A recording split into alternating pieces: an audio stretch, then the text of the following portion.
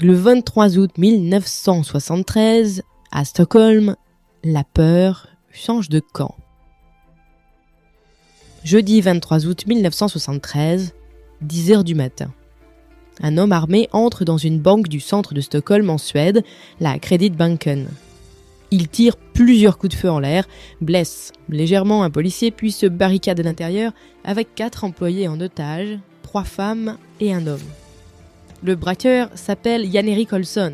C'est un repris de justice. Évadé pendant une permission, il exige la libération d'un codétenu, Clark Olofsson, une figure du banditisme suédois, charismatique, intelligent, presque une star.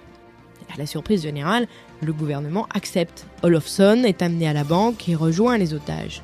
Et là, un huis clos de 6 jours commence, sous l'œil des caméras, des journalistes et de la police qui encerclent les lieux sans oser intervenir.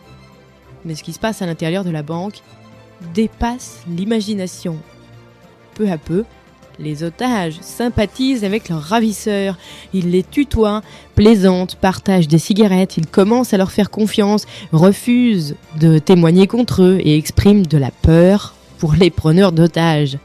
Ils iront jusqu'à faire obstacle à une tentative d'intervention de la police et à refuser d'être secourus de force. L'un des otages dira plus tard « J'avais pas peur d'eux, j'avais peur de la police ». Le siège prend fin le 28 août, sans bain de sang. Les otages sortent en larmes dans les bras de leurs ravisseurs. C'est ce paradoxe qui trouble les psychiatres. Comment expliquer cette forme d'empathie née de la terreur ? Le criminologue Nils Bejerot propose un terme, syndrome de Stockholm, pour désigner le mécanisme par lequel une victime s'identifie à son agresseur dans un contexte de survie.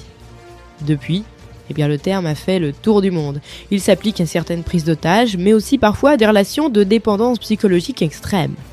Mais donc, tout commence ce 23 août 1973 dans une banque suédoise où la peur a changé de visage et où la frontière entre victime et agresseur s'est brouillée dans un face-à-face aussi humain qu'inquiétant. À demain dans Time Shot pour une nouvelle Minute Histoire.